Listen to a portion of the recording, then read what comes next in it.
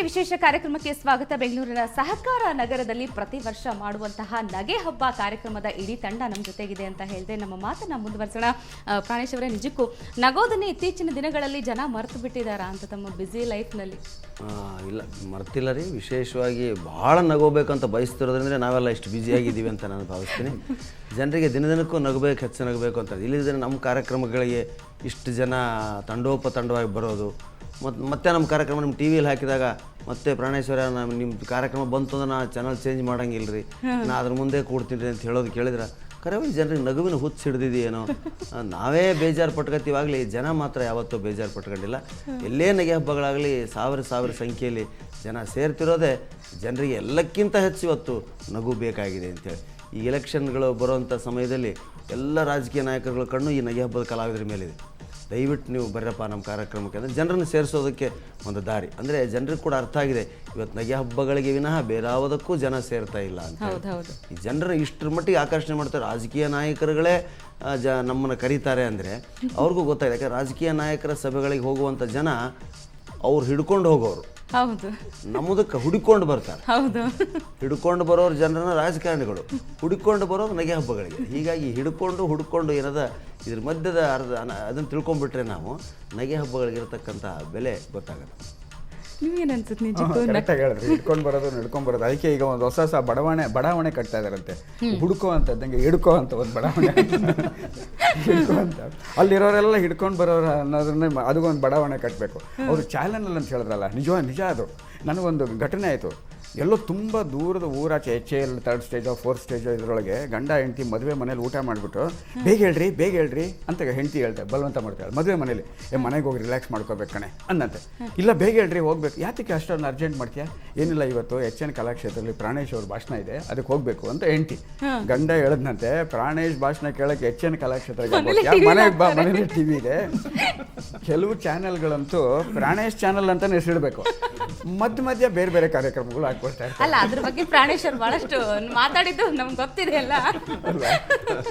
ಸಾಕಷ್ಟು ಸರ್ತಿ ಟಿವಿಗಳಲ್ಲಿ ನೋಡಿರ್ತೀವಿ ನಾವು ಕೂಡ. ಮಹಾಮನಿಯವರು, ನಿಮ್ಗೆ ಏನ್ ಅನಿಸ್ತಾ ಇದೆ? ಪ್ರಾಣೇಶ್ ಅವರ ಜೊತೆನೆ ಬಂದಂಥವ್ರು ನೀವು, ಶಿಷ್ಯರು ನೀವು, ಪಕ್ಕಾ ಶಿಷ್ಯರು. ಈಗ ಬೆಳೀತಾ ಇದ್ದೀರಿ, ಪ್ರೇಕ್ಷಕರ ಪ್ರತಿಕ್ರಿಯೆ ನೋಡಿದಾಗ ಏನು ಅನ್ಸುತ್ತೆ ನಿಮಗೆ? ತುಂಬ ಖುಷಿ ಅನಿಸ್ತಿದೆ. ಈಗ ನಾವು ಒಂದು ಮಾತು ಹೇಳಕ್ಕೆ ಇಷ್ಟಪಡ್ತೀನಿ. ಗಂಗಾವತ್ ಪ್ರಾಣೇಶ್ ಅವರಾಗಿರ್ಬೋದು, ಬೇರೆ ಇತರ ತಂಡದವರಾಗಿರ್ಬೋದು, ಈಗ ನಗುವಿಗೆ ಭಾಳಷ್ಟು ಡಿಮ್ಯಾಂಡ್ ಇದೆ. ಈಗ ನಮ್ಮ ಕಾಲ ಅಂತ ನಾ ಭಾವಿಸ್ತೀನಿ, ನಮ್ಮ ಹಾಸ್ಯ ಕಲಾವಿದರ ಕಾಲ ಅಂತ ನಾ ಭಾವಿಸ್ತೀನಿ. ಭಾಳಷ್ಟು ಡಿಮ್ಯಾಂಡ್ ಇದೆ. ಜನ ನಮ್ಮನ್ನು ಕರೆದು ಹಾಸ್ಯ ಮಾಡ್ಲಿಕ್ಕೆ ಅನುಕೂಲ ಮಾಡಿಕೊಡ್ತಾ ಇದ್ದಾರೆ. ಅವ್ರಿಗೆ ನಾವು ಧನ್ಯವಾದಗಳು ಹೇಳ್ಬೇಕು, ಮತ್ತು ಇಂಥ ಗುರುಗಳು ಪಡೆದಂಥವ್ರಿಗೆ ನಾವು ಧನ್ಯವಾದ ತಿಳಿಸ್ಬೇಕು ಅಷ್ಟೇ. ಮತ್ತು ವೀರೇಶ್ವರ ಅವರೇ, ಈಗ 10 ವರ್ಷಗಳಿಂದ ಮಾಡ್ತಾ ಇದ್ದೀರಿ. ಬರಬರ್ತಾ ಪ್ರತಿ ವರ್ಷನೂ ಕೂಡ ಪ್ರೇಕ್ಷಕರ ಒಂದು ರೆಸ್ಪಾನ್ಸ್ ಹೇಗೆ ಕಾಣ್ತಾ ಇದೆ ನಿಮಗೆ? ಆ ಬೆಳವಣಿಗೆ ಅನ್ನೋದು ನಾವು ಈ ನಗೆ ಹಬ್ಬ ಪ್ರಾರಂಭ ಮಾಡಿದ್ದು ಬಸವ ಬಳಗದ ಆಶ್ರಯದಲ್ಲಿ ಮೊದಲು 6-7 ವರ್ಷ ಅದರಲ್ಲಿ ಮಾಡಿದ್ವಿ. ಕಳೆದ 3 ವರ್ಷಗಳಿಂದ ಸಹಕಾರ ನಗರ ಕ್ಷೇಮಾಭಿವೃದ್ಧಿ ಸಂಘದ ವತಿಯಿಂದ ಮಾಡ್ತಾ ಇದ್ದೀವಿ. ಮೊದಲು ಅಷ್ಟಾಗಿರಲಿಲ್ಲ, ಹೆಚ್ಚಿನವರು ಪರಿಚಯವೇ ಇರಲಿಲ್ಲ. ಹಾಸ್ಯೋತ್ಸವ ಅಂತ ಕಾರ್ಯಕ್ರಮ ನಡೀತು HN ಕಲಾಕ್ಷೇತ್ರದಲ್ಲಿ December 25th. ಅದರಿಂದ ನಾವು ಸ್ಫೂರ್ತಿಗೊಂಡು ಬೆಂಗಳೂರು ನಾರ್ತಲ್ಲಿ ಒಂದು ಕಾರ್ಯಕ್ರಮ ಬೇಕು ಅಂತ ನಗೆ ಹಬ್ಬ ಅಂತ ನಾವೇನು ಮಾಡಿ ಜನವರಿ 1ನೇ ವಾರದಲ್ಲಿ ಪ್ರತಿ ಸಾರಿ ಮಾಡ್ತಾ ಇದ್ವಿ. ಅಂದರೆ ಉಳಿದ 51 ವಾರವೂ ಜನಗಳು ನಗುತ್ತಾನೆ ಇರಲಿ ಅಂತ. ಈಗ ವರ್ಷದ 1ನೇ ಭಾನುವಾರ ನಾವು ಕಾರ್ಯಕ್ರಮ ಮಾಡ್ತೀವಿ, ಉಳಿದ 51 ವರ್ಷವೂ ಅದೇ ಮುಂದುವರಿಸ್ಕೊಂಡು ಹೋಗಿ ಅಂತ. ಈ ಸಾರಿ ಸಂಕ್ರಾಂತಿ ಇರೋದ್ರಿಂದ 2ನೇ ಭಾನುವಾರ ಮಾಡ್ತಾ ಇದ್ದೀವಿ ಕಾರ್ಯಕ್ರಮನ. ಈ ಸಲ ಫಾರ್ಚುನಾ ಈ ಕಾರ್ಯಕ್ರಮನ ಅರ್ಪಿಸ್ತಾ ಇದ್ದಾರೆ. ಫಾರ್ಚುನಾ ಸಂಸ್ಥೆ ವತಿಯಿಂದ ಈ ಸರಿ ಅದ್ದೂರಿಯಾಗಿ ಕಾರ್ಯಕ್ರಮ ಮಾಡ್ತಾ ಇದ್ದೀವಿ. ಪ್ರತಿ ಬಾರಿಯೂ ಅದರಲ್ಲಿ ವಿಭಿನ್ನತೆ ಇರುತ್ತಾ ಕಾರ್ಯಕ್ರಮ ಮಾಡುವಂಥ ಶೈಲಿಯಲ್ಲಿ? ಏನಾದರೂ ಬಾಲರಾಜ್ ಅವರು? ಖಂಡಿತ. ಈಗೇನಾಗಿದೆ, ಈ ಹಾಸ್ಯ ಮಾಡೋರೆಲ್ಲ ಅವ್ರದ್ದೇ ಒಂದೊಂದು ಗುಂಪು ಮಾಡ್ಕೊಂಡಿದ್ದಾರೆ, ಒಂದು ಟೀಮ್ ಅಂತ ಏನು ಹೇಳ್ತೀವಿ ಅದು ಮಾಡ್ಕೊಂಡಿದ್ದಾರೆ. ಬಟ್ ನಮ್ಮಲ್ಲಿ ನಾವು ಅದಕ್ಕೆ ಅಷ್ಟು ಇಂಪಾರ್ಟೆನ್ಸ್ ಕೊಡ್ತಿಲ್ಲ. ನಾವೇನು ಮಾಡ್ತೀವಿ, ಕಲಾವಿದರನ್ನ ಭೇಟಿಯಾಗಿ ರಿಕ್ವೆಸ್ಟ್ ಮಾಡ್ಕೊಳ್ತೇವೆ. ಯಾರು ಒಳ್ಳೆ ಕಲಾವಿದರಿದ್ದಾರೆ, ಈಗಿನ ಈ ಸಮಯಕ್ಕೆ ಹೆಚ್ಚು ಹೆಸರು ಮಾಡಿರ್ತಕ್ಕಂಥವರು, ಜನ ಹೆಚ್ಚು ಇಷ್ಟಪಡ್ತಕ್ಕಂಥ ಕಲಾವಿದರನ್ನ ನಾವು ಹೋಗಿ ಅವ್ರನ್ನ ರಿಕ್ವೆಸ್ಟ್ ಮಾಡಿಕೊಂಡು, ದಯವಿಟ್ಟು ನಿಮ್ಮ ವತಿಯಿಂದ ನಮ್ಮ ಇದರಲ್ಲಿ ಭಾಗವಹಿಸಬೇಕು, ತಂಡ ಬೇಡ ನಮಗೆ ಅಂಥೇಳಿ ನಾವೇನು ಮಾಡ್ತಿದ್ದೀವಿ, ಕ್ರೀಮ್ ಅಂತೀವಲ್ಲ ಅದನ್ನ ಸೆಲೆಕ್ಟ್ ಮಾಡ್ಕೊಂಡು ಬಂದು ಈ ಕಾರ್ಯಕ್ರಮ ನಡೆಸೋದ್ರಿಂದ ಖಂಡಿತ ಕಾರ್ಯಕ್ರಮ ಭಾಳ ಚೆನ್ನಾಗಿರುತ್ತೆ. ಜನ ಎಲ್ಲ ಲೈಕ್ ಮಾಡ್ತಾರೆ. ಈಗ ನಮ್ಮ ಜೊತೆಗಂತೂ ಪ್ರಾಣೇಶ್ ಅವರಿದ್ದಾರೆ, ಬಸವರಾಜ್ ಮಹಾಮನಿಯವರಿದ್ದಾರೆ, ಗುಂಡೂರವರು, ಮತ್ತೆ ಯಾರೆಲ್ಲ ಕಲಾವಿದರು ಇದರಲ್ಲಿ ಪಾಲ್ಗೊಳ್ತಾ ಇದ್ದಾರೆ? ದಯಾನಂದ್ ಮತ್ತೆ ತಂಡ ಬರ್ತಾ ಇದೆ. ಅವರಿಂದ ಡಿಫ್ರೆಂಟ್ ಸ್ಕಿಟ್ಸ್ ಮಾಡ್ತಾ ಇದ್ದಾರೆ. ಕೃಷ್ಣೇಗೌಡರು ಬರ್ತಾ ಇದ್ದಾರೆ ಮೈಸೂರಿನಿಂದ. ಆಮೇಲೆ ಹನಿ ಗಮನಗಳ ರಾಜ ಡುಂಡಿ ರಾಜರು ಬರ್ತಾ ಇದ್ದಾರೆ. ನರಸಿಂಹ ಜೋಶಿ ಬರ್ತಿದ್ದಾರೆ. ಸುಧಾ ಬರ್ಗೂರ್ದ ಒನ್ಲಿ ಲೇಡಿ ಇನ್ ನಗೆ ಹಬ್ಬ ಅವರು ಬರ್ತಾ ಇದ್ದಾರೆ. ಇಡೀ ಕಾರ್ಯಕ್ರಮನ ಎಲ್ಲರನ್ನ ಪರಿಚಯಿಸಿ ವಿನೋದಿಸುವರು ಗುಂಡೂರಾವ್. ಖಂಡಿತ ನಾನು ನೋಡಿದೆ ಅದು ಇನ್ವಿಟೇಷನ್ ಕಾರ್ಡ್, ಅದರಲ್ಲೂ ತುಂಬಾ ಚೆನ್ನಾಗಿ ಎಲ್ಲ ಕವನಗಳನ್ನು ಬರೆದ್ಬಿಟ್ಟಿದ್ದಾರೆ. ಎಲ್ರಿಗೂ ಪರಿಚಯ ಮಾಡುವಂಥದ್ದು ಅದೆಲ್ಲ ಕೂಡ ಚೆನ್ನಾಗಿ ಬರೆದಿದೆ. ಅಂದ್ರೆ ಪ್ರತಿ ವರ್ಷ ಅವರೇ ಕಲಾವಿದರು ಇರ್ತಾರ ಅಥವಾ ಬೇರೆ ಬೇರೆ ಕಲಾವಿದರು? ಕೆಲವರು ಮಾತ್ರ ರಿಪೀಟ್ ಆಗ್ತಾರೆ, ಪ್ರತಿ ಸಾರಿ ಬದಲಾವಣೆ ಇದ್ದೇ ಇರುತ್ತೆ. ಮತ್ತೆ ಈ ಸಾರಿ ಕಾರ್ಯಕ್ರಮದ ವಿಭಿನ್ನತೆ ತರಬೇಕು ಅಂತ ಎಲ್ಲರ ಹತ್ರ ನಾವು ರಿಕ್ವೆಸ್ಟ್ ಮಾಡ್ಕೊಂಡಿದ್ದೀವಿ. ಅದೇ ರೀತಿ ನಡೆಸ್ಕೊಡ್ತಾರೆ ಅಂತ ಭರವಸೆ ನಮಗಿದೆ. ಅಲ್ಲ ಪ್ರಾಣೇಶ್ ಅವರೇ, ನಿಜಕ್ಕೂ ನಿಮಗೆ ಬಿಡುವೇ ಇರೋದಿಲ್ಲ. ಎಲ್ಲ ದಿನ ಒಂದೊಂದು ಪ್ರೋಗ್ರಾಮ್, ಒಂದಲ್ಲ ಬೆಳಿಗ್ಗೆ ಒಂದು ಮಧ್ಯಾಹ್ನ ಒಂದು ರಾತ್ರಿ ಒಂದು ಹಿಂಗಿರ್ಬೋದು ನಿಮ್ದು ಗುಳಿಗೆ ತೊಗೊಂಡಂಗ. ಏನ್ರಿ ಈ ಸಹಕಾರ ನಗರದ ನಗೆ ಹಬ್ಬಕ್ಕೆ ಏನು ವಿಶೇಷ ಪ್ರಿಪರೇಷನ್ ಏನಾದ್ರು ಮಾಡ್ಕೋಬೇಕಾಗ್ತೈತೆ ಅಂತಂದ್ರೆ? ಇವ್ರು ಹಿಂಗೆ ಹೇಳಿದಾಗ ಸ್ವಲ್ಪ ಮಾಡಬೇಕು ಅನಿಸ್ತದೆ, ಮಾಡ್ತೀವಿ. ಆದರೂ ಅದೇ ಹಳೆ ಮಧ್ಯೆ ಹೊಸ ಬಾಟ್ಲ್ ಅಷ್ಟೇ, ಓಲ್ಡ್ ವೈನಿನೇ ನ್ಯೂ ಬಾಟ್ಲ್ ಆ ಥರ ಏನಾದರೂ ಕೊಡಬೇಕಷ್ಟೆ. ಸಾಕು ಬಾಟ್ಲ್ ನೋಡಾದರೂ ಜನ ಬರಲಿ.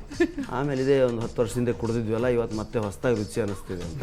ಹೊಸದಾಗಿ ಕುಡಿಯೋರಿಗೆ ಅದು ಹೊಸದೇ ಅನ್ನಿಸ್ತದೆ.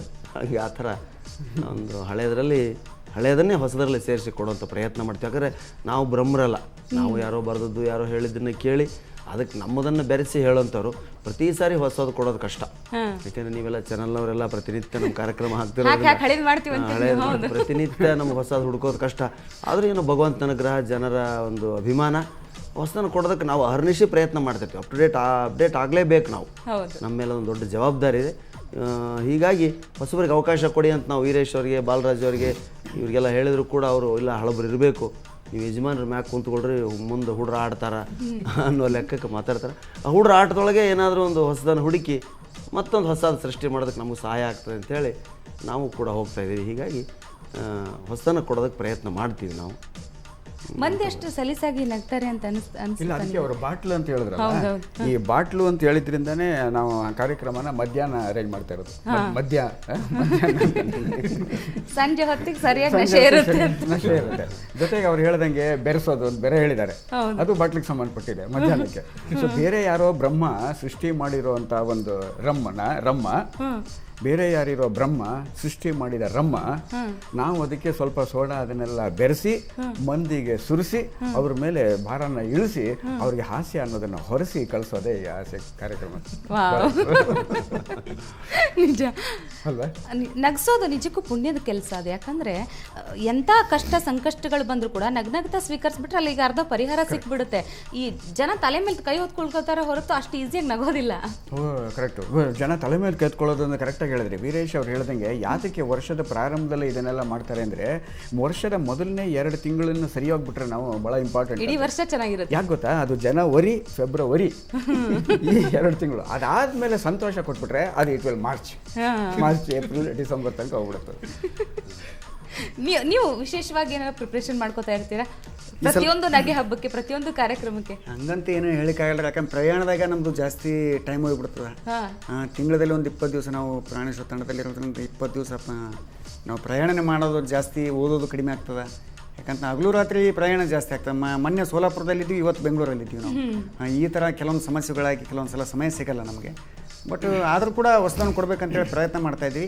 ಈ ಸಲ ನಾನು ಒಂದು ವಿಷಯ ಸ್ಪಷ್ಟಪಡ್ತೀನಿ, ಈ ಸಲ ನನಗೆ ವೈಯಕ್ತಿಕ ಕಾರಣದಿಂದ ನಾನು ಸಹಕರ್ಮಕ್ಕೆ ಹೋಗ್ಲಿಕ್ಕೆ ಆಗ್ತಾಯಿಲ್ಲ. ನನ್ನ ಬದಲು ಈ ಸಲ ಹೊಸಪೇಟೆಯ ಬಸವರಾಜ್ ಬೆಣ್ಣಿ ಅಂತೇಳಿ ಒಬ್ಬ ಉತ್ತಮ ಭಾಷಣಕಾರ ಈ ಸಲ ಅಲ್ಲಿ ಭಾಗವಹಿಸ್ತಾ ಇದ್ದಾನೆ. ಅವ್ರಿಗೆ ಬಿಟ್ಕೊಡ್ತಾ ಇದ್ದೀನಿ ನಾನು, ನನಗೆ ಬೇರೆ ಕಾರಣದಿಂದ. ಬಸವರಾಜ್ ಅನ್ನೋದ್ರಲ್ಲಿ ಹಂಗೇನಿಲ್ಲ, ನಗಿಸೋದಕ್ಕೆ ಒಂದು ಹೆಸರು ಅಷ್ಟೇ, ಮತ್ತೆ ಎಲ್ಲರ ಶ್ರಮಗಳಿಗಿಂತ ಹೆಚ್ಚಾಗಿ ಈ ವೀರೇಶ್, ಲಿಂಗರಾಜು ಮತ್ತು ಸ್ನೇಹಿತರು ಬಾಲರಾಜ್ ಬೆಳವಟ್ ಅವರು, ಈ ಜನರು ಪಾಪ ಕಳೆದ 3 ತಿಂಗಳುಗಳಿಂದ ಹಗಲು ರಾತ್ರಿ ಅನ್ನದೇ ದುಡಿತಿದ್ದಾರೆ. ಆ ಇನ್ವಿಟೇಷನ್ ಇರ್ಬೋದು, ಕಲಾವಿದರು, ನಾವೆಲ್ಲ ಕಲಾವಿದರು ಒಂಥರ ಕಪ್ಪಿ ತೂಕ ಮಾಡಿದಂಗೆ, ಒಬ್ಬರು ಸಿಗೋದ್ರೊಳಗೆ ಇನ್ನೊಬ್ಬರು ಹಾರ್ತೀವಿ. ಮತ್ತು ಯಾರಾದರೂ ಇನ್ನೊಂದು ಕಡೆ ತುಂಬ ಈಗ ಹೇಳಿದಂತೆ ಎಲೆಕ್ಷನ್ಗಳು ಬರ್ತಿರೋದ್ರಿಂದ ರಾಜಕೀಯ ಒತ್ತಡಗಳು ಬಂದು ಅದನ್ನು ಬಿಟ್ಟು ಬರ್ರಿ ಇಲ್ಲಿ ಮಾಡಿ ಈ ಸಲ ಅನ್ನುವಂಥ ಒತ್ತಡಗಳ ಮಧ್ಯೆನೂ ಕೂಡ ನಾವು ಇವ್ರ ಶ್ರಮ ನೋಡಿ ಇವರಿಗೆ ಕಮಿಟ್ ಆಗಿದ್ದೀವಿ. ನಾವು ಖಂಡಿತ ಯಾರು ಕರೆದ್ರೂ ಹೋಗಲ್ಲ, ನಾವು ಖಂಡಿತ ನಿಮಗೆ ಬರ್ತೀವಿ ಅಂತೀವಿ. ಯಾಕಂದ್ರೆ ಅವ್ರ ಶ್ರಮ, ನಮ್ಮ ಈ ಪ್ರತಿಭೆ, ನಮ್ಮ ಸಾಮರ್ಥ್ಯಕ್ಕಿಂತ ಹೆಚ್ಚಾಗಿ ಅವರ ಪ್ರಾಮಾಣಿಕ ಶ್ರಮ ಏನಿದೆ, ಆ ಶ್ರಮಕ್ಕೆ ಅವ್ರಿಗೆ ಖಂಡಿತ ಫಲ ಸಿಗ್ತದೆ. ಶ್ರಮಯೇವ ಜಯತೆ ಅಂತ, ಸತ್ಯಮೇವ ಜಯತೆ, ಹಾಗೆ ಶ್ರಮಯೇವ ಜಯತೆ. ಭಗವಂತ ಅವ್ರ ಶ್ರಮವನ್ನು ನೋಡ್ತಿರ್ತಾನೆ. ಅವ್ನು ನೋಡಿದ ಖಂಡಿತ ಇವ್ರಿಗೆ ಫಲ ಸಿಗಬೇಕು ಅಂತೇಳಿ ಈ ಕಾರ್ಯಕ್ರಮನ ಖಂಡಿತ ಯಶಸ್ವಿ ಮಾಡ್ತಾನೆ ಅಂತ ಅನ್ನೋ ವಿಶ್ವಾಸ ನನಗೆ. ಹೌದು, ಅದು ಕರೆಕ್ಟ್. ಅವ್ರು ಹೇಳ್ದಂಗೆ ಎಷ್ಟು ಜನ ಬರ್ತಾರೆ ಗೊತ್ತಾ? ಮಿನಿಮಮ್ 10,000 ಜನ ಇರ್ತಾರೆ ಆವತ್ತಿನ ಕಾರ್ಯಕ್ರಮದಲ್ಲಿ. 2 ಗಂಟೆ ಕಾರ್ಯಕ್ರಮ ಅಂದರೆ 10 ಗಂಟೆ 11 ಗಂಟೆಗೆ ಬಂದು ರಾತ್ರಿ 11 ಗಂಟೆಗೆ ಹೋಗ್ತಾರೆ. ರಾತ್ರಿ 11 ಗಂಟೆಗೆ ಹೋಗಿ ಎಷ್ಟೋ ಜನ ನೆಕ್ಸ್ಟ್ ಡೇ ರಜಾ ಆಫೀಸ್ಗೆ. ಬಾಸ್ಗಳೆಲ್ಲ ಕಂಪ್ಲೇಂಟ್ ಮಾಡ್ತಾರೆ, ಸುಸ್ತಾಗಿರ್ತಾರೆ. ಅದರದ್ದೇ ಹ್ಯಾಂಗ್ ಓವರು, ಅದೇ ಮಧ್ಯಾಹ್ನ ಬೆರೆಸೋದು ಅಂತ ಹ್ಯಾಂಗ್ ಓವರ್ ಬೇರೆ ಇರುತ್ತೆ. ಸೊ ಅದು ಅವ್ರದ್ದು ನಿಜವಾಗ್ಲೂ ಶ್ರಮ. ಇನ್ನೊಂದು ಈ ಇವ್ರ ಕಾರ್ಯಕ್ರಮದ ವಿಶೇಷ ಅಂತ ಶಿಸ್ತು ಭಾಳ. 2 ಗಂಟೆಗೆ ಅಂದರೆ 2 ಗಂಟೆ ಸ್ಟಾರ್ಟ್ ಮಾಡ್ತಾರೆ. ಮತ್ತೆ ಒಬ್ಬೊಬ್ಬ ಕಲಾವಿದರಿಗೆ ಇಷ್ಟಿಷ್ಟು ಟೈಮ್ ಅಂತೇಳಿ ಅಲಾಟ್ಮೆಂಟ್ ಮಾಡ್ತಾರೆ ಆಲ್ಮೋಸ್ಟ್ ಆಲ್. ಆ ಟೈಮ್ ಒಳಗೆ ಅವ್ರು ಮುಗಿಸ್ಬೇಕು. ಅದು ಒಂದು ನಮ್ಗೆ ಲೈಕ್ ಆಗುವಂಥದ್ದು. ಆ ಟೈಮಿಗೆ ಇದ್ರೆ ಸಾಕಪ್ಪ, ನಾವು ಆ ಕಾರ್ಯಕ್ರಮ ಮುಗಿಸ್ಕೊಂಡ್ ಬರ್ಬೋದು. ಕೆಲವೊಂದು ಕಡೆ ಭಾಳ ಲೇಟ್ ಆಗಿ ನಮಗೆ ಕಾರ್ಯಕ್ರಮ ಹೆಚ್ಚು ಕಡಿಮೆ ಆಗ್ತಾವ. ಅಲ್ಲ, ನೀವು ಹಾಸ್ಯ ಕಾರ್ಯಕ್ರಮಗಳು ಕೊಡಕ್ಕೆ ಹೋಗಿರ್ತೀರ, ಅಲ್ಲೇ ಬಹಳಷ್ಟು ಹಾಸ್ಯ ಆಗ್ಬಿಟ್ರೆ. ಹೌದು, ಖಂಡಿತ. ಸಾಯಂಕಾಲ 7 ಗಂಟೆಗೆ ಕರ್ಕೊಂಡು ಕೂಡಿಸಿ ನೈಟ್ 11 ಗಂಟೆಗೆ ವೇದಿಕೆ ಕೊಟ್ಬಿಡ್ತಾರೆ. ಎಲ್ಲ ಮೂಡೆಲ್ಲ ಹೋಗಿರ್ತದೆ. ಬಟ್ ಇವ್ರ ಕಾರ್ಯಕ್ರಮ ಏನಂತ ಒಂದು ವಿಶೇಷವಾಗಿ ನಾವು ಮೂಡ್ ಚೆನ್ನಾಗಿ ಇದ್ದಾಗನೇ ಮಾತಾಡುವಂಥದ್ದು ಒಂದು ವಿಶೇಷ ಅಂತ ನನಗೆ ಅನಿಸ್ತದೆ. ಖಂಡಿತ. ನಿಮ್ಮೆಲ್ಲರ ಜೊತೆ ನಾನು ಮತ್ತಷ್ಟು ಮಾತಾಡ್ತೀನಿ. ಮಹಾಮನಿಯವ್ರ ಕಾರ್ಯಕ್ರಮದಲ್ಲಿ ಪಾಲ್ಗೊಳ್ಳಲ್ಲ ಅಂತ ಹೇಳಿದ್ರಿ, ಇಲ್ಲೇ ಒಂದಷ್ಟು ಹಾಸ್ಯ ಚಟಾಟಿಕೆಗಳು ಬಿಡಿಸ್ಬಿಟ್ರೆ ಚಲೋ ಇರ್ತೈತಿ. ಬಟ್ ಅದಕ್ಕೂ ಮೊದಲು ವೀಕ್ಷಕರೇ, ನಗೆ ಹಬ್ಬದ ಮಾತುಕತೆ ಮುಂದುವರಿಯುತ್ತೆ. ಅದಕ್ಕೂ ಮೊದಲು ಒಂದು ಸಣ್ಣ ಬ್ರೇಕ್.